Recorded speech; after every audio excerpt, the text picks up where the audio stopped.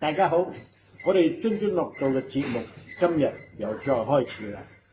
今日咧嘅主持咧就係史提反 Stephen 黃偉雄。好啦，黃偉雄我講嘢啦，OK，好啦，津津樂道喎，又同你見面嘅咯。係啦，咁啊，今日其實我都係即係着翻咗好啲啦，因為今日就係我訪問啊曹學長啊，問翻啲嘢。咁點解叫曹學長咧？平時我都可能會叫阿 Ricardo 咁啊，即係通常都係當朋友咁樣啦。但係今日就當做即係因為咧即係作為一個咧即係嶺南人咧，我咁啊即係曹學長喺我心目中咧地位就好重嘅。特別係講翻啲嶺南歷史啊、校友啲故事咧，即係揾佢就真係一定啱㗎。咁起碼即係我諗唔到其他任何即係我識嘅啲前輩裏邊咧，即係比佢更熟嘅。咁今日都係一個主題。咁我今日咧講一個咧，即係對嶺南即係有貢獻一個人物叫司徒惠。咁司徒惠先生咧就歷史一陣間曹學長會講啦咁樣。咁但係據我所知咧，其實佢都係譬如包括我哋嶺南校徽啊。或者係咧，我哋即係好多嶺南校友之間咧，都可以透過佢咧聯繫起嚟嘅，即係好多貢獻嘅喎。咁就咁樣啦，交時間俾曹學長講講啦。關於今日嘅題目咧，就主要係講司徒惠及其家族嘅一啲事蹟，同埋向大家介紹佢哋喺香港、喺東南亞、中國嘅地區入邊能夠做到乜嘢嘅貢獻？老實講，司徒惠家族對中國華南一帶咧，係啲120年來咧係貢獻良多嘅。我點解講120年咧？就回顧翻120年前滿清清末啱啱到民國初期。嶺南大學已經成立咗。嶺南大學係1888年成立，即係滿晚清啦。咁1911年咧，出咗一位學生，就叫做司徒惠。其實佢1908年就已經畢業啦。咁喺1911年左右咧，佢咧就設計咗嶺南大學嘅校徽。咁當時佢就因為坐喺康樂懷士堂，向住北方望，就係廣州白雲山、珠江河，河畔有荔枝樹，跟住有條路就直通佢所在畫畫嘅地方，做寫生嘅懷士堂。佢畫咗一幅畫出嚟，就諗下加乜嘢顏色落去，加咗個紅色同埋灰底，呢幅畫成為咗嶺南大學嘅校徽，同埋嶺南教育機構沿用呢個校徽同埋呢個校色紅與灰，甚至用紅灰精神就標榜嶺南嗰種光。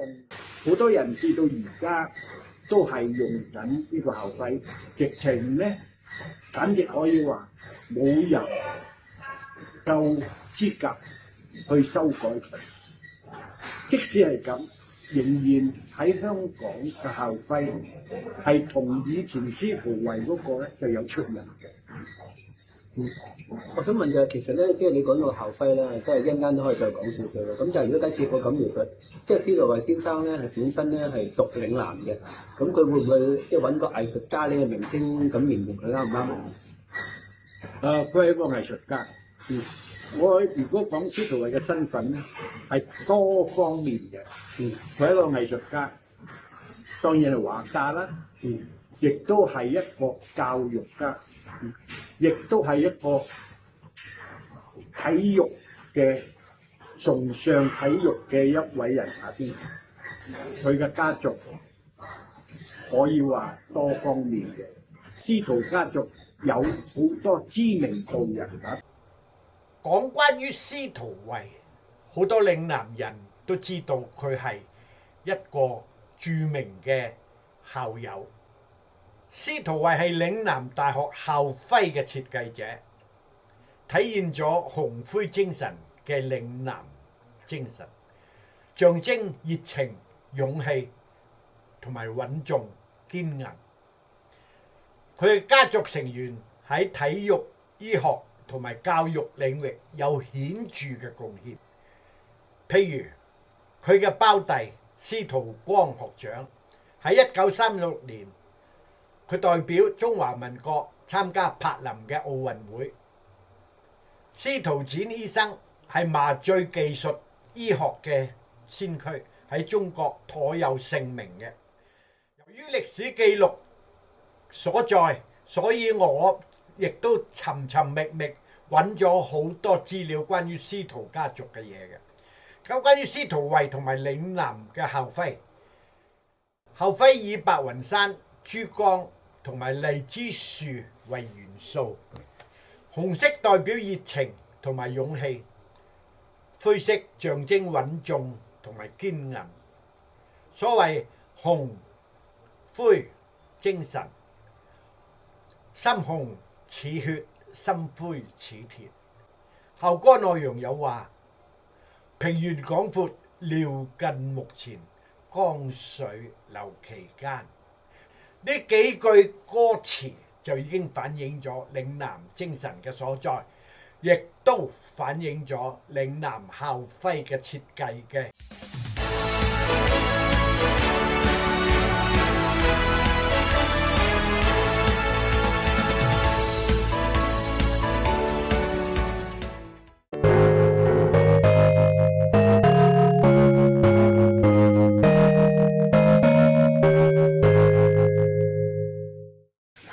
頭先你講到咧，譬如我都想即係再問翻就係咧，你話即係個校章或校徽啊，即係其實我所知就好似差唔多樣嘅啫喎。咁但係你講到就話其實同原先嘅版本有少少唔同嘅，可唔可以講多些少？嗱，嶺南嗰個校徽咧，如果嚴格嚟講咧，司徒惠畫嗰幅咧係有一個特點嘅。呢個校徽喺1911年畫嗰陣時咧，司徒惠係用寫生嘅方式去畫出嚟，手繪。佢係唔中意用圓規，亦都唔中意用尺嚟畫一幅畫，全部係 freehand 手繪，所以畫出嚟咧有些少波浪式嘅嗰個白雲山，咁啊好似手震咁啊，同埋嗰個珠江河、荔枝樹亦都係嗰個圈咧，嶺南個校徽嗰個圈咧，亦都係唔係好穩定咁嘅畫出嚟。呢個就係佢嘅首創嘅手繪。OK， 咁啊好多人話咁啊有咩準則啊？咁啊其實咧，後尾經過修改咧，都不離其中。咁啊其中咧就係話入邊咧嘅荔枝樹嗰個咧，就係司徒惠畫過咧，就8棵荔枝嘅。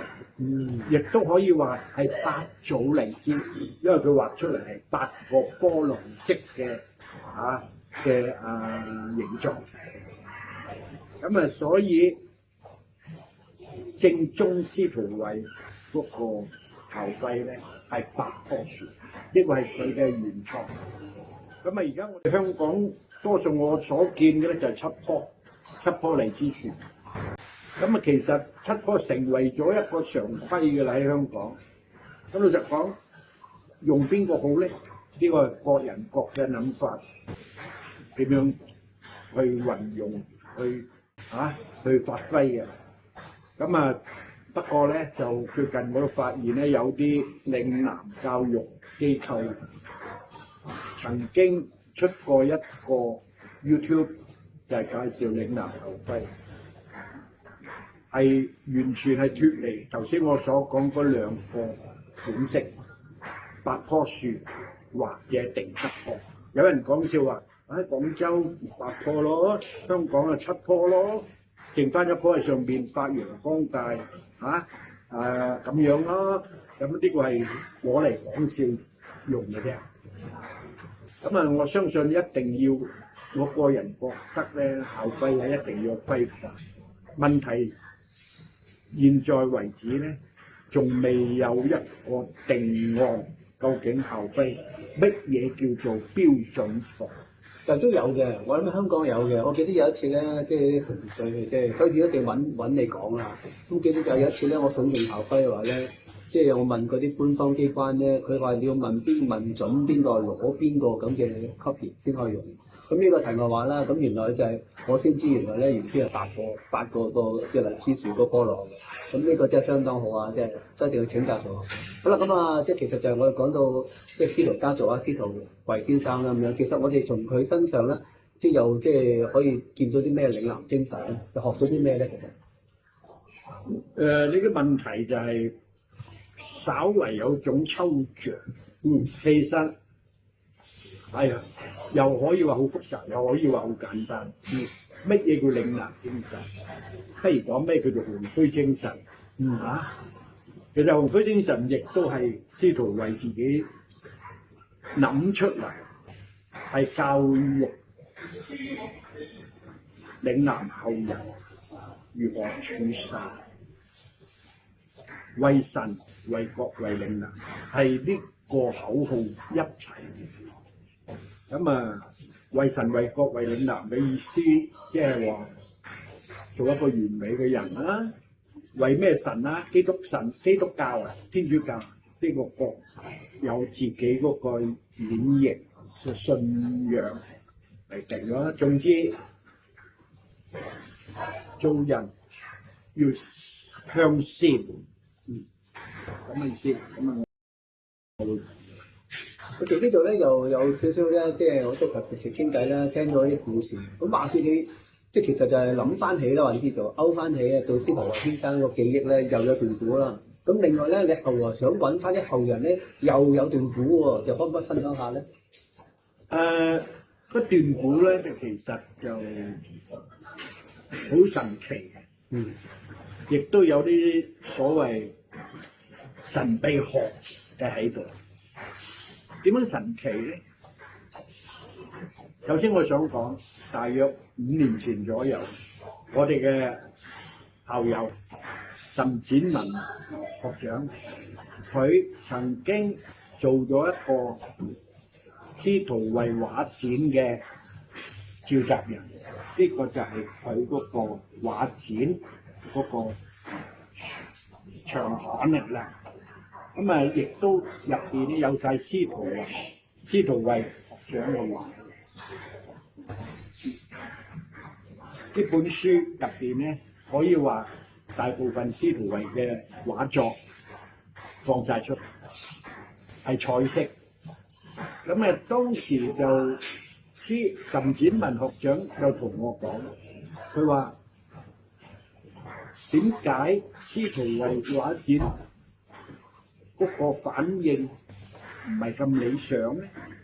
原因就係因為對司徒維嗰個認識仍然都未深。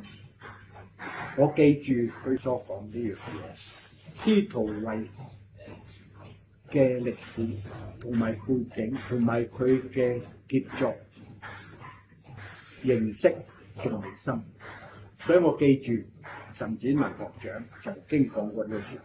我記得喺3年前係某個星期二喺溫哥華嶺南同學會嘅例會上邊，一場意外嘅發現揭開咗一個風塵嘅歷史。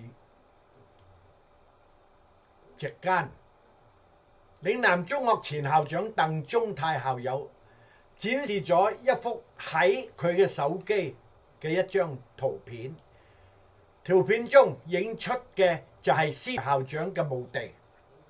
呢個墓地係香港薄扶林基督教墳場嘅一塊青石墓碑。呢張圖片唔單止喚起咗對司徒維校長嘅懷念，亦都激起咗對嶺南先賢嘅追思。數年後返香港，打電話俾墓園管理處查詢，得知司徒校長嘅墓位尚存於丙區某某號。我嘅校友周偉林學長嘅協助下，我哋逐一尋訪並攝錄咗3位嶺南先賢嘅墓地，包括司徒維學長、李應林學長同埋陳子橋先生。嶺南教育機構喺香港呢，扎根已經超過1個世紀。自從1888年喺廣州康樂創立以來，嶺南大學培養咗無數卓越嘅嶺南先賢，佢哋嘅貢獻值得後人深深敬仰。嶺南教育機構喺香港呢，扎根已經超過1個世紀。自從1888年喺廣州康樂創立以來，嶺南大學培養咗無數卓越嘅嶺南先賢，佢哋嘅貢獻值得後人深深敬仰。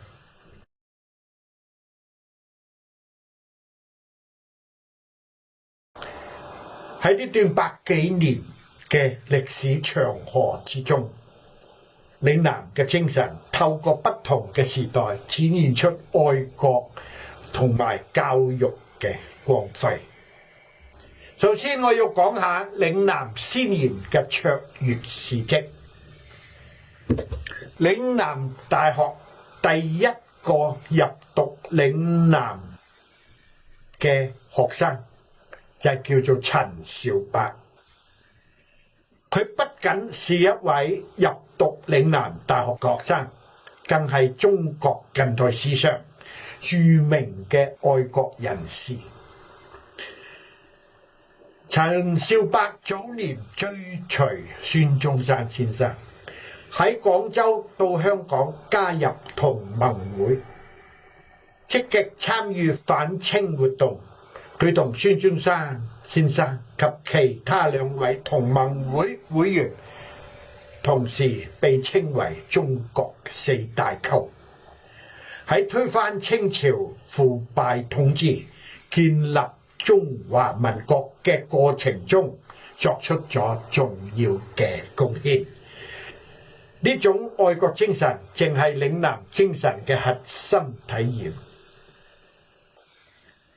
另外一位就係1927年嘅鍾榮光校長。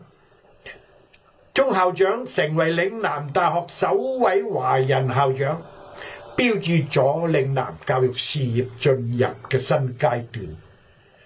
鍾校長不僅追隨孫中山先生，更以其卓越嘅領導才能同埋無私奉獻嘅精神，為嶺南嘅發展奠定了堅實嘅基礎。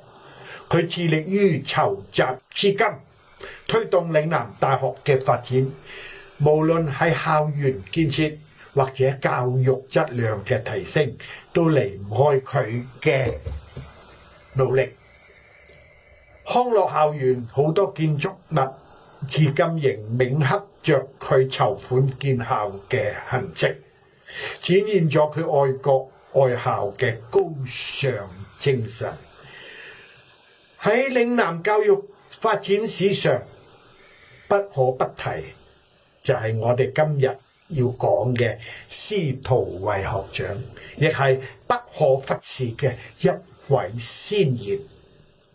佢喺1922年協助創立咗香港嶺南中學，並且擔任首任校長，為嶺南教育喺香港扎根作出咗卓越嘅事業。佢甚至同埋鍾榮光校長密切合作，共同推動嶺南大學嘅分校建設。佢對教育嘅熱誠同埋堅持，對嶺南教育機構發展產生了深遠嘅影響。司徒惠學長嘅家族有咩貢獻呢？司徒惠學長嘅家族亦都係嶺南教史留下咗深刻嘅印記。司徒惠學長嘅胞弟司徒郭學長以及弟堂兄司徒展醫生，都對佢嘅嶺南教育及社會發出咗，特別係司徒展醫生。嶺南大學校史館正在籌備啦。呢個校史館將成為展示嶺南教育機構悠久歷史嘅平台。我將會繼續搜集同埋整理相關資料，為傳承嶺南精神貢獻一份力量。呢啲先賢所傳遞嘅愛國情懷同埋教育理念能夠喺新嘅時代繼續發揚光大。嶺南精神唔單止係一種歷史傳承，更係一種文化嘅信仰。我哋懷着感恩同埋敬意，緬懷呢啲偉大嘅教育先驅，同時亦都期待未來更多嘅人能夠參與，讓嶺南精神薪火相傳，永續輝煌。OK 啦，今日真係學好多嘢啊！因為好多嘢我唔知，又唔知有醫學院咧，以前又唔知咧，呢度嘅先生貢獻咁多啦，亦都唔知原來咧，即係嶺南嘅發展同呢個咧，即係全中國嘅關係咧，亦都唔知道咧，即係呢頭家族即係個影響原來咁深遠嘅。咁呢個真係即係好值得，即係大家即係參考下，即係睇點樣咧，即係個嶺南人啊，點樣發揮嶺南精神，繼承呢種咁嘅道氣嘅。冇嘢嘅。我最後咧就呼籲每個嶺南人，藉着紀念司徒維嘅事蹟，能夠喚起大家，重組大家嗰個思維，對嶺南嗰種忠誠同埋愛護，係我嘅期望係咁。非常好啊！謝謝呢個曹學長接受呢個簡單嘅喺個節目裏邊接受我嘅一個提問訪問啊！大家嶺南人記住學多啲嘢，支持我哋嘅曹學長一個津津樂道嘅頻道。咁啊，我哋係一班團隊嘅，唔係淨係我一個。咁呢個我哋團隊嘅精神好緊要，我哋係用嶺南精神去推行呢個咁嘅活動嘅。多謝各位。多謝，拜拜。